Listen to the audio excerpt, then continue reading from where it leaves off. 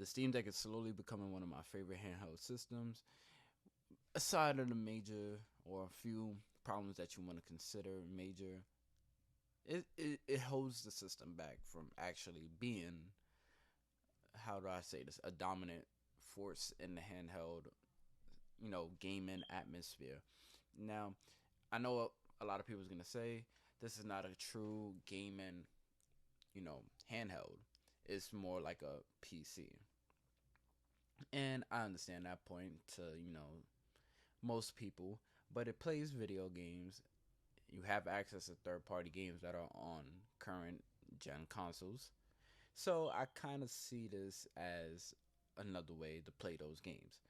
And today I'm just going to do not a review, so to say, but just expressing my feelings on the Steam Deck, the pros and the cons, and why that, I'm gravitating towards the system more. And that's really about it. Today I'm not gonna include the emulation part of it because I'm only judging the Steam Deck based off of out of the box. Okay, when I know that there's an emulation community, and you can dig into deeper into that aspect if you want. But when you first power on a Steam Deck, there's no way to get into emulation straight off. The Steam, the Valve or Steam store, whatever you want to call it. You have to go into the settings, tinker with it to get it working. So I'm gonna leave that part out, but I would bring it up later on in the review just to give you guys some insight. All right. Outside of that, I'm not trying to make it a comparison to the Switch, but there are gonna be points where to make my point more relevant on how I feel about certain features and where the Nintendo Switch comes in and does it maybe better or vice versa, just to emphasize what I'm expecting out of a handheld console, if that makes sense. All right. Uh, to start off, I recently got my Steam Deck not too long ago. I got it at the end of August, so I had it for a while now. I was able to tinker with it, play some games, have a couple run-ins with the console. Outside of that, this is what we're gonna get into. So first of all, Steam Deck came out a while back, and if I can remember, earlier this year, they took pre-orders last year, if I'm not wrong, and they started sending it out in waves. So you have wave one, wave two, wave three. I put my pre-order in a little late, so I got mine in quarter, well, wave three, whatever that case is. 64 gigabyte version. This is the base model one that starts at $400, and it only comes with a carrying case. After that, it would be the 256 gigabyte version, which comes with a 500. Comes at $529. NVMe SSD. So this is not an original one. The original one that I have is an eMMC. So just take that into consideration. You got faster storage, carrying case, and a exclusive Steam community profile bundle. Then the next model will be the 512 gigabyte, which also has an NVMe SSD at $650. You get the faster storage, the premium anti-glare etch glass, exclusive carrying case, exclusive Steam community profile bundle, and exclusive virtual keyboard theme. All right. Now, my reasoning for going with the base model one is because you can only upgrade the storage with an an SD card. Now you could open it up and break your warranty and add your own, um, SSD, however you want to, configure it. Now, just letting you know, if you do that, you'll break the warranty, and there's no guarantee that it's gonna work properly. So me, I just stuck with 64 gigabyte SD cards are fairly cheap, and if you think about it, if you get a 256 gigabyte SD card in the base model, Steam Deck, it will come out cheaper than buying the 256 gigabyte version at 530. So just to keep that in mind, that's another reason why I went the route that I did go. All right, and even with the 512 gigabyte, I bought one recently for $50, and that means you still save more money instead of spending $650 on the actual the 512 gigabyte configuration. All right. Now jumping into the pros of the actual console. One thing I like about the Steam Deck is the graphics, okay? The graphics, the power behind it. Now, the reason for this, I came from the Switch. Just some more background. I was never a PC gamer, never played Steam, never had a gaming PC, gaming laptop. I've been playing video games my whole life, from PlayStation 1, Xbox 360, PlayStation 2, PSP, DS, you name it.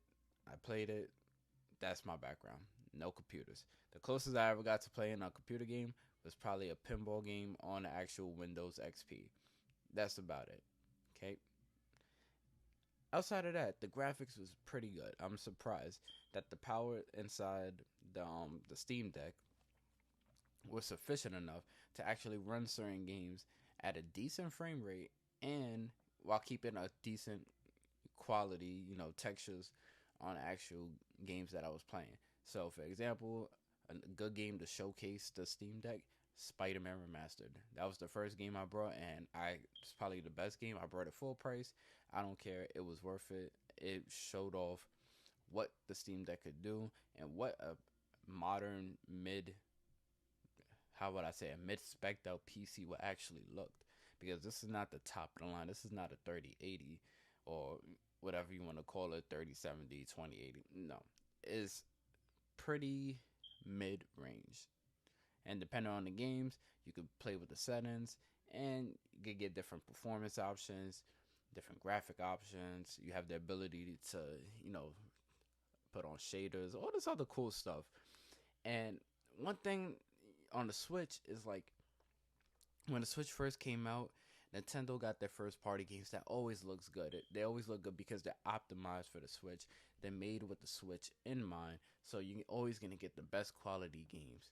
And when I seen Doom on the Switch, it also looked amazing, and that's the reason why I brought Doom 2016 on the Switch. But after a while, when you start playing other third-party games, you start to see where the console is getting held back at because of the performance or the graphical fidelity and stuff like that bothers me because I notice it and I have a Series X at home, had an Xbox One, played PS5, PS4, seen these games before and they look better. Okay? Even if you play it on the 360, there are games that look better on the 360. Like Alan Wake on the 360 looks better than Alan Wake Remastered on the Switch. Okay, so graphics is a big thing for me, all right, before performance. Because I don't mind playing a game at 30 frames per second, but if it's a nice, beautiful, shiny game, I'll take the hit depending on what type of game it is, all right? Second is the ergonomics on the Steam Deck. The ergonomics is perfect for me. The Steam Deck has these concave, I don't know how to explain it, like basically where you could rest your hand at, it molds into my hand, is comfortable. It's a big system, but I played it for like 45 minutes to an hour at a time, and I'm perfectly fine. My hands don't feel cramped, and it's spacious. I could reach every part, every button without, stretching my hand all the way over here. Compared to like the Switch, is like if you have big hands, the system's a little cramped. Your hand hurts after like 45 minutes a game, and you have to put it down once in a while. The pause, the menu buttons, like the plus and the minus button on the Switch, I feel like it's a little too far out the way, and I have to physically take my entire hand off the right side of the Switch to actually press down on it because it's just a little too far. Steam Deck basically meets the needs. It was made for bigger hands in mind, and that I actually appreciate. Next thing is the controls, the analog sticks, the triggers feel good. All right, this kind of goes back into the ergonomics, but like the analog sticks feel probably like one of the best that I felt on the actual, handheld. And this is coming from the PS Vita, the Switch. The travel on it is good. The triggers are excellent. I played a bunch of games on here. I haven't jumped into any real shooting games so far, like first person shooting games. But from what I played God of War, played Spider-Man, I played a little bit of Dying Light, and Death Stranding, and the game is good so far. the controls is awesome. The haptics is awesome. The trackpad is, I don't use it because the support for it is not all the way there, but when it does work, it works. I like the little vibrations and the little haptics that you get from actually using the trackpad. Makes it feel a little more alive, somehow similar to like the, not similar to the PS5 controller, but it gives you that responsive haptic back every time you move your finger across the actual trackpad. Next, it's going to be scalability. So when I say that, I'm just referring to being able to play with the settings. If you want your game to have 60 frames per second and you don't really care about the graphics, you could go into the settings and tweak it just so you can get the 60 frames per second. Or if you want to see how beautiful Spider-Man looks and you don't mind playing it at 30 frames per second, you could tweak it so that way you could get, I would say, a PS4 Pro, PS4, experience on the go. That is something I wish every game system had. Xbox Series X just started with the performance mode and the graphics mode, and same thing with the PS5. And I wish the Switch and other devices in the future will actually take that into consideration. Just because if these games are made from a PC, or they was made with a PC in mind, then you're able to tinker with the settings to get the optimized experience. Some people like performance options. Some people like graphic options. We should give that to the player, and instead of capping them at 30 frames per second at 1080p or 30 frames per second at 720p, let's give them the option. You want 1080? Well, you're going to sacrifice these frames. If you want better performance, you're going to sacrifice graphic fidelity. And I think the Switch, or probably a Switch successor, can benefit off this, but I know that won't happen because that's just the way the console experience is. It's supposed to be seamless. It's supposed to be mindless. It's supposed to be you take the game, pop it into the system, and it starts playing. And that's how I like my games. I don't want to have to think about stuff like that too much, but to have it here is a nice option because if I want to increase my frame rate, I have the power to do that if I want to. All right. Next thing is, going back to what I was saying, is play and go. It's easy to set up. The reason why the Steam Deck is so good is because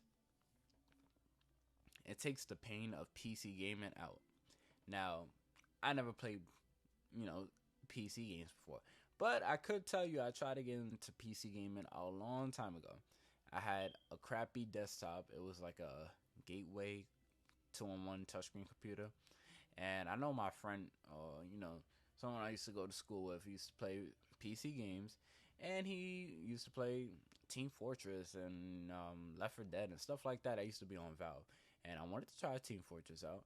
And I downloaded it, and it ran like crap on my desktop. And I didn't know what was going on. It was like so much stuff going on. The menus was all over the place, like for the Steam. And it was horrible. And like, I don't know, it made my internet run bad. I don't know what was going on. It was a bad experience for me, let's just say that. And yes, it could be because I was inexperienced, but also it wasn't seamless. With the Steam Deck, I buy Spider-Man, it updates, it downloads, it's on my system, I put it on, I could press play, start new game, and it jumps into it. If I want to go and increase the settings, I just pause it. I go into the settings, I tinker it with a little, boom. From what I know about PC gaming, and a lot of people tell me, oh, this happens, and a lot of people say, oh, well, you don't got to do this. Drivers, video game drivers.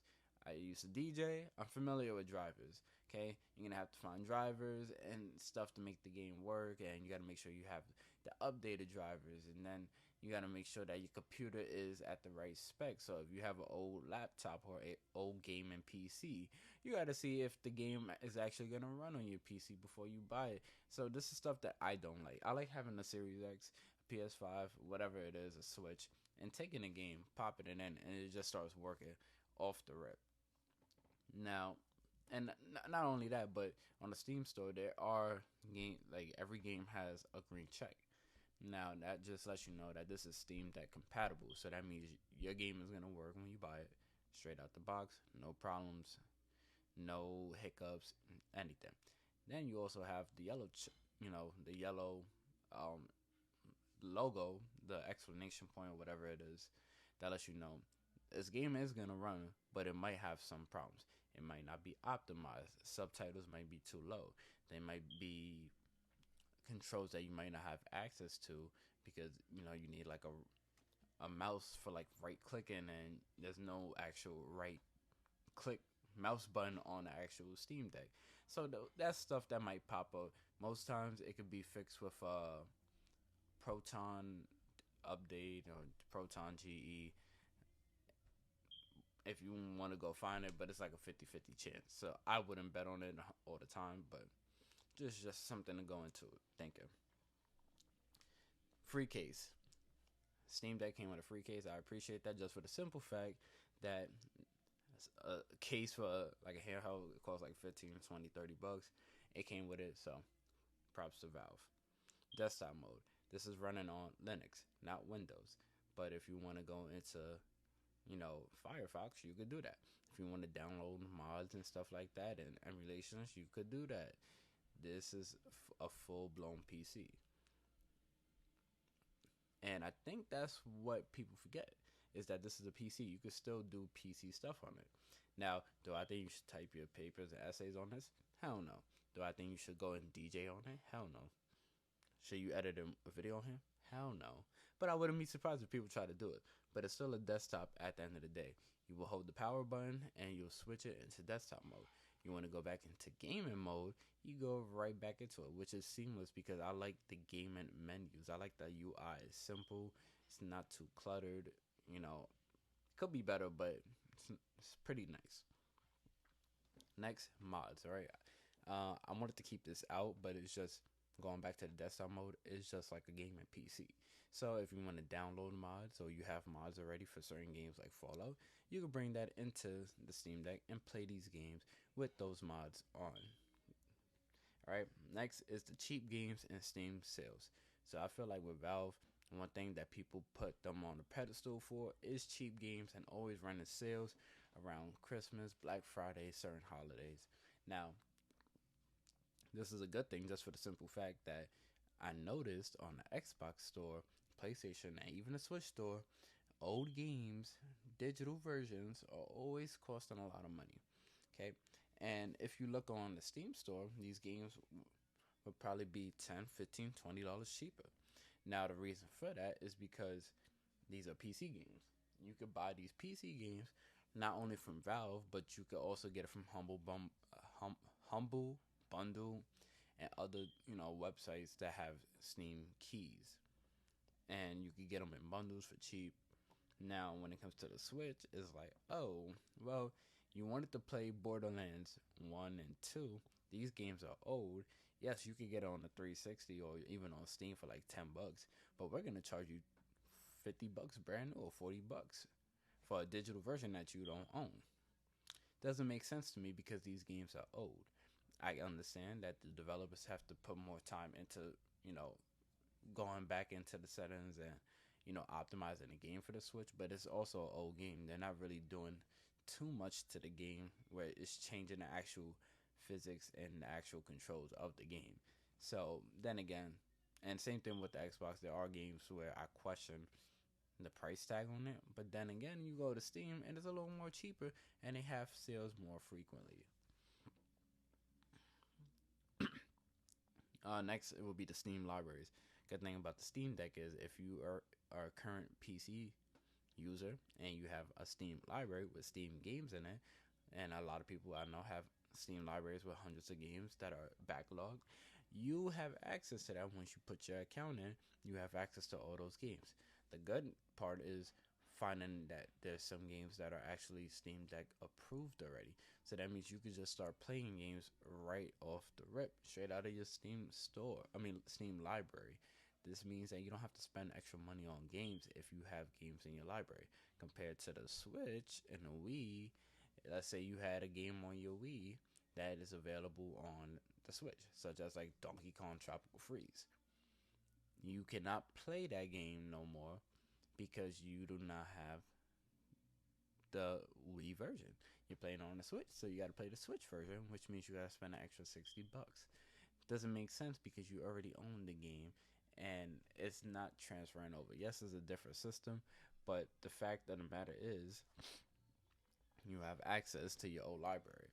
Next thing I noticed is you have access to third-party games, which yes, you have it available on this, PlayStation, Xbox, sometimes the Switch, but the Switch not all the time.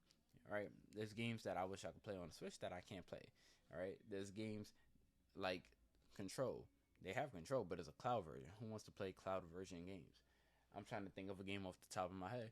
Grand Theft Auto 5 is a third-party game that's available on a 360, and PS3, which is the lowest common denominator for a console. Okay, and they didn't bring it to the Switch yet. They was able to bring Saints Row over. They was able to bring over the older Grand Theft Auto games. They was even able to bring over Doom 2016, but for some reason they cannot bring over Grand Theft Auto. On Steam, you can play Grand Theft Auto. Okay, you have access to PlayStation games such as God of War, Death Stranding, Spider-Man. The list goes on, and it's probably gonna get even longer over time as PlayStation starts to bring more PC games over. So if you never had a PlayStation and you was a Switch person or a PC gamer your whole life or even an Xbox person, you get a Steam Deck and buy a couple PlayStation games and boom, now you have PlayStation games on the go, which is cool. And the good thing about this is you get to upgrade your storage through SD cards. My whole thing is as long as you're able to upgrade your storage, you should be fine. And when you lock people out of upgrading your storage, it becomes difficult. The good part about this is with the SD cards, you can upgrade your storage. All right, you don't have to open up your Steam Deck and get a graphics card and plug it in and pray that it works.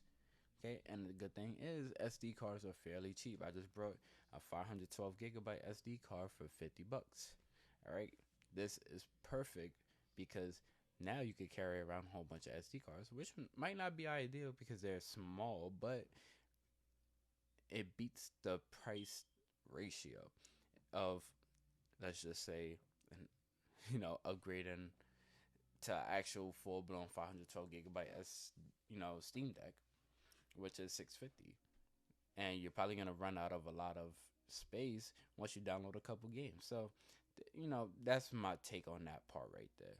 All right. Okay.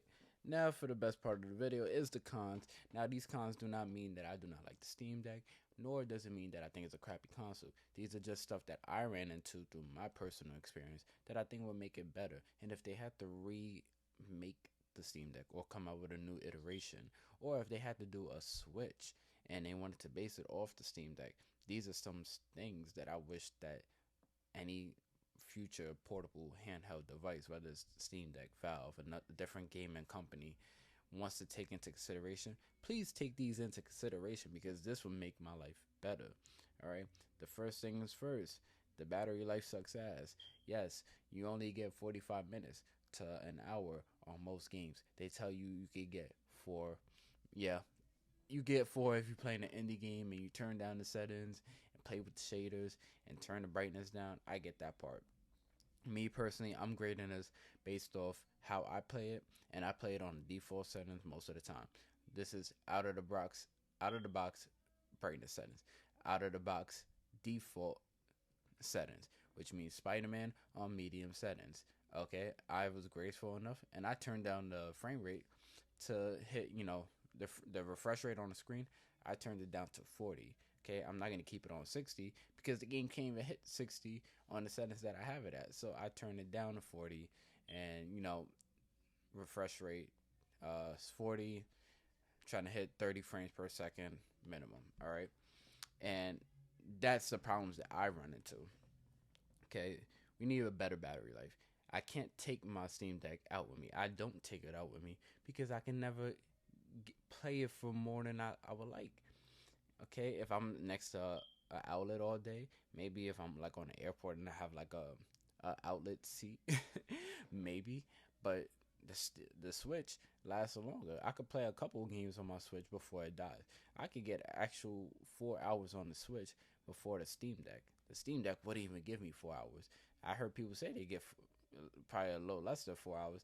I barely even get to 2 hours most of the time. And if you're playing games like Death Stranding that has a whole bunch of long cutscenes for like 10, 15 minutes, you're just killing your battery and you're not even playing the game. That's the crazy part about it is it sucks so much power. All right.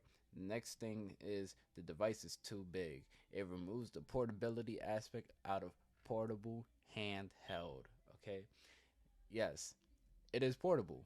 Yes, you could put it in your bag, but I try to put it in my little messenger coach bag. Now, it's not a big bag, but it's able to fit my Switch, a couple of chargers, a brush, and a bottle of water, maybe a little umbrella. All right. That's what I usually bring with me when I go places with my Switch. I try to put my Steam Deck in it. It it barely fits. It fits snug. It is on a point of a tight latex glove. That's how snug it feels. Okay, and it takes up so much width that I can't even put extra stuff in my bag. If I decide to bring extra stuff, it's like, do you bring your Steam Deck? Do you bring this? It's very hard to figure out what are you gonna bring. I brought a different bag, and even that bag, it takes up so much space, and the weight of it, is a little more on the hefty side. It's like you could butt so much stuff in it. With the Switch, it cuts the size down so I can fit more things into it. Next is something that not a lot of people has been talking about, but I noticed this. You need a 40-watt charger to fully utilize the Steam Deck. Now people are saying, "What do you mean? This is a USB C, device. You could just plug any USB C charger into it." Correct. You are correct, my friend. But what I noticed and what other people noticed is I try to charge my Steam Deck with a Nintendo Switch charger. Now, the wattage on that is not 40 watts. Okay, and most USB C chargers that people have around the house are not 40 watts. Okay, let's remember the Steam Deck is a PC at the end of the day. It needs the extra wattage. Yes, it would charge your Steam Deck, but it would take long for it to charge. That means that you could plug it up and it won't do anything. Okay, you'll just be playing, and as you're charging it, it's also killing the battery and then recharging it. It's just keeping it alive with the power going through it. Okay, if you don't believe me, try it out. I don't recommend it. Honestly, don't try it out. Matter of fact, don't try it out. If you do it, that's on you. But use the recommended charger. I get that, but with that means I can't use my other USB C chargers that I have. Yeah, you can use the black one, the one that's packed in with the Steam Deck for your Switch and stuff.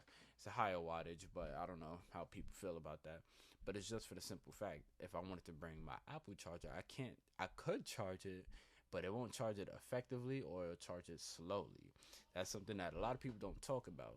And I just wish that hopefully we get to a point where it could just charge using any USB C, charger. And yeah, it might charge a little slower, but it shouldn't stall the charging. Like literally, like it just wasn't charging. It was just keeping it enough to power on. And as it's charging, the game is pulling so much power that it's killing the battery. So it's not even charging efficiently, so to say. Next, it would be the low screen resolution. You would think in 2022 that we would actually get a 1080p screen on one of our devices. It's funny how some iPhones and smartphones have better resolution screens than the Steam Deck and Nintendo Switch. I I get it. It's a smaller screen, so the 720 is not that bad because you don't see all the imperfections on it. But I mean, we're going into PC gaming, and I would like at least not 4K but 1080, just so I can run these games in the shiny, clean, just so it looks nice. All right, I get why they chose the screen that they put. I think not even 720. I think it's 800p if I'm not wrong. Correct me if I am, but I would just prefer 1080 across the board. That's just me. I can see the difference if I have a phone that shoots in 4K, and most phones can shoot in 4K, and most phones have resolutions higher than 720, then I think this gaming PC should be able to do it. I mean, 1080, screen shouldn't be that much money because we are in 2022. So, hey, what do I know? Also, make it a 120 hertz refresh rate screen. Uh, you know, just stuff like that. iPhones have it. I'm pretty sure the cost is going down over time, and hopefully in the next iteration, that's something we might have. Just something to throw out there. Next is about, it's not even a con with the system. It is with the system, but it's a question. And basically, I just have questions about the graphics card inside of the Steam Deck in the future. Because right now it works. Right now all the games for it work. All your old games from a couple years ago works. All your current games that are releasing on Steam might work with you tinkering with the settings.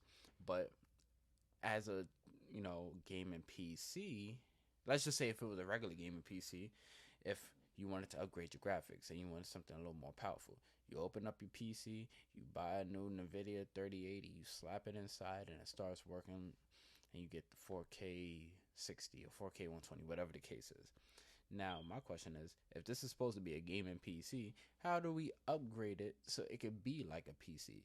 Because now, if we can't upgrade the graphic fidelity, wouldn't it just make it similar to the Switch? Now, I already know Valve already said they're planning on doing new iterations. And my thing is, if the new iterations are planned already, how long, what is the shelf life on our current Steam Decks? Because it's not too much of an outdated graphics card. I would say it's mid level. It gets the job done. It plays current games at a decent frame rate, which I'm not complaining about. It's a good price point. It's cheaper than a gaming PC. I totally appreciate it, but it's like, all right, well, if they wanted to come out in 2-3 years with a new Steam Deck that does 4K 60, cool. What happens to the people that dropped $650 on the highest, storage option Steam Deck? Are they just stuck with it? Is there a way we could upgrade it? Are we gonna get a dock in the future? Because the current dock, I don't know if it could help with upscaling. I think it does, but probably not too much. Are we gonna get a dock that upscales? Are we gonna get some type of attachment that would help the fidelity? Like, what is there gonna be? Is there some type of technology or software like the NVIDIA upscaling, magic witchcraft stuff? Okay, what's gonna help those current users? Because you have an install base of 1 million right now, so that means 1 million people brought into this. I'm pretty sure there's gonna be 1 million people that would prefer a more stronger version in the future. And if we're gonna have to shell out another $650, another $500, another $400, I mean, that's not bad compared to a graphics card. But it's like, what happens to the old one? Can't trade it in towards the new purchase of one. So it's like, I hope we have that option of just upgrading it, because you could open your Steam Deck up, you could change internal parts on it at your own, discretion. But could you change the graphics card? Is there a way that we could change, you know, like just how we could switch out the SD card for storage? Could we switch out the graphics card? That's something that I always wondered, because, you know, I love my system, but it's like I dropped $400 on this. This is not a cheap toy. This is like more of a luxury item now. And if I can't upgrade it, then I'm stuck with it, and I would have to shell out more money for a new one, and that one's just gonna catch dust. So it's kind of like I want to know what happens afterwards when it's all said and done. And that's about it for my cons list. And I just feel like the Steam Deck is a very nice portable handheld. It's not the best, okay, because the battery life holds it back significantly. All right, I love my Switch, but then again, there's things that I wish my Switch did that my Steam Deck does. The Switch is weaker hardware. It's old hardware, and they keep trying to push new games and third-party games, and it runs like crap. And there's no scalability on the Switch to even sacrifice frame rates for graphics or graphics for frame rate. and the Steam Deck does everything right, and the ergonomics is better, and it's just so much of a good system. And I'm not a PC gamer. I never was into PC gaming, but this opened the doors to me. If you was to get me a a gaming laptop, I wouldn't even turn an eye towards not getting it. I probably would get it if the price is right, and I have access to my library at 4K, settings and stuff like that. That would be cool. But then again, the Steam Deck is such a good device that it is a gaming PC, and at a fraction of the price, you save money and you actually get access to those games. You get access to that Batman game. I've seen someone playing it on a Steam Deck, so it looks like crap because it's probably not optimized correctly on the developer side. But it runs on there. It runs on it. It can't run on the Xbox One or PS4, but it can run on a Steam Deck if you mess with the settings enough. It won't look nice, it won't look pretty, but it'll run. And if they could figure it out, if they could figure out how to make it so that way the shelf life of the Steam Deck lasts for a couple years, this is gonna be a real good system. It's gonna be a sleeper handheld that people's gonna overlook. Because I feel like it's already overlooked now, but it already hit 1 million sales. That means it's catching momentum. It's only been out for a year. And Valve is not, it is a household name, but it's not like a Nintendo. It's not like a Sony where regular people on the street know about it, And it's refreshing. Like, this is what a handheld should be. If Sony went back to PSP or the PS Vita and they wanted to revise it, they got to take notes from this. If Nintendo is going to go and make a Switch successor, you have to take notes for this. You cannot make the same mistakes again, Nintendo. If Microsoft wanted to take their shot into the handheld business, please do not go with the Logitech stuff. Steer clear of cloud gaming. This is the model you have to model it after. Make it a half PC thing where you can jump into desktop mode, and then have Game Pass as your launcher when you start up the console, okay? And then make it easy to access your Game Pass library and your games on your Xbox account. Okay, it should be, like it should be seamless, just like how Steam made it. And Valve, they put the time, they put the money into it, and I'm proud that I actually brought it. Yes, I'm mad that I can't take it outside and play it for 2-3 hours, 4 hours at a time. Yes, I can only get an hour out of it, but I'm like, I'm getting the experience PC gaming. I'm getting the experience PlayStation games on the go, and in small bite-sized chunks. And it's just good, and it feels different. It's refreshing. It's nice to have control over your graphics and your frame rates, and it's good to be able to access mods. I didn't get into the emulation scene yet, but I definitely want to get into that, just to jump into some OPSP games. And that's another thing I didn't touch upon it because that's not something that you get out the box. But with emulation, you could play older games at decent frame rates and stuff, and you could play games at 60 frames per second that you couldn't play back in the day. And it's just so cool that you're able to get all this power out of something so small at a reasonable price of $400 for the base model. And with the SD card, you could just easily upgrade your storage over time and have multiple SD cards with different games. I know I'm going on right now, but that's just how good the system is. It has its flaws, but it's like, for a first crack at their first handheld device, it's amazing. And I'm in love with the Steam Deck, and it's just, I get mad because I find that I don't have time to play it, and I wish I could bring it with me more often. And if they could get that battery life part just cleaned up just a little, even if they did an iteration and it just fixed the battery, you sold me on that. Keep everything the same and fix the battery. I'll take it. I'll buy it again. All right, guys. If you guys liked the video, if you guys felt like I informed you, please don't forget to like, comment, and subscribe. Hit the notification button to stay notified. This is usually not the type of video that I do. It's a little longer.